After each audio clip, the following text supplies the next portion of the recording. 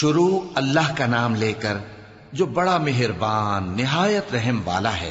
اے چادر میں لپٹنے والے، اٹھو، اب خبردار کرنے لگو اور اپنے پروردگار کی بڑائی بیان کرو اور اپنے کپڑے پاک رکھو اور شرک کی گندگی سے تو الگ ہی رہو، اور اس نیت سے احسان نہ کرو کہ اس سے زیادہ کے خواہاں ہو، اور اپنے پروردگار کی خاطر صبر کرتے رہو۔ پھر جب سور پھونکا جائے گا تو وہ دن مشکل کا دن ہوگا، یعنی کافروں پر آسان نہ ہوگا۔ مجھے اس شخص سے سمجھ لینے دو جس کو میں نے اکیلا پیدا کیا اور میں نے اس کو بہت سا مال دیا اور ہر وقت حاضر رہنے والے بیٹے دیے اور اس کو ہر طرح کے سامان میں وسعت دی، پھر بھی لالچ رکھتا ہے کہ میں اسے اور زیادہ دوں۔ ایسا ہرگز نہیں ہوگا، یہ ہماری آیتوں کا بڑا مخالف رہا ہے۔ میں اسے ایک بڑی چڑھائی چڑھاؤں گا۔ اس نے غور و فکر کیا اور ایک بات ٹھہرا لی، یہ مارا جائے، اس نے کیسی تجویز کی، پھر یہ مارا جائے، اس نے یہ کیسی تجویز کی۔ پھر اس نے نگاہ کی، پھر تیوری چڑھائی اور منہ بگاڑا، پھر پیٹ پھیر کر چلا اور تکبر کیا، پھر کہنے لگا یہ تو جادو ہے جو پہلے لوگوں سے برابر ہوتا آیا ہے۔ پھر بولا یہ اللہ کا کلام نہیں بلکہ بشر کا کلام ہے، میں ان قریب اس کو سقر میں داخل کروں گا، اور تم کیا سمجھے کہ سقر کیا ہے؟ وہ ایسی آگ ہے کہ نہ باقی رکھے گی اور نہ چھوڑے گی، اور بدن کو جھلس کر سیاہ کر دے گی۔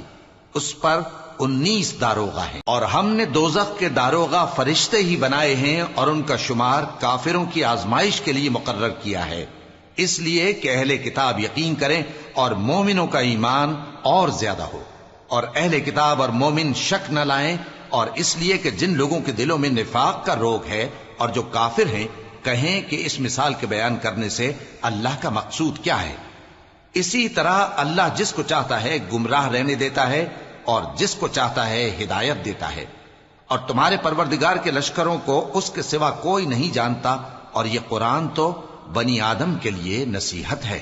ہاں ہاں، قسم ہے چاند کی اور رات کی جب رخصت ہونے لگے، اور صبح کی جب روشن ہو جائے، کہ وہ آگ ایک بہت بڑی آفت ہے، انسان کے لیے ڈر کی چیز، یعنی اس شخص کے لیے جو تم میں سے آگے بڑھنا چاہے یا پیچھے رہنا چاہے۔ ہر شخص اپنے کرتوتوں کے باعث گرفتار ہوگا، مگر داہنی طرف والے نیک لوگ جنتوں میں ہوں گے اور پوچھتے ہوں گے، یعنی آگ میں جلنے والے گناہگاروں سے کہ تم دوزخ میں کیوں پڑے؟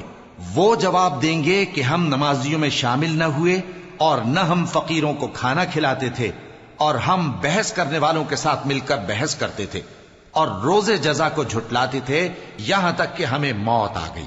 تو سفارش کرنے والوں کی سفارش ان کے حق میں کچھ فائدہ نہ دے گی۔ ان کو کیا ہوا ہے کہ نصیحت سے روگرداں ہو رہے ہیں؟ گویا گدھے ہیں کہ بدک جاتے ہیں جو شیر سے ڈر کر بھاگ جاتے ہیں۔ اصل یہ ہے کہ ان میں سے ہر شخص یہ چاہتا ہے کہ اس کے پاس کھلی ہوئی کتاب آئے، ایسا ہرگز نہیں ہوگا۔ حقیقت یہ ہے کہ ان کو آخرت کا خوف ہی نہیں۔ کچھ شک نہیں کہ یہ قرآن نصیحت ہے، تو جو چاہے اسے یاد رکھے، اور یاد بھی تبھی رکھیں گے جب اللہ چاہے۔ وہی اس لائق ہے کہ اس سے ڈرا جائے، اور وہی معاف کرنے والا ہے۔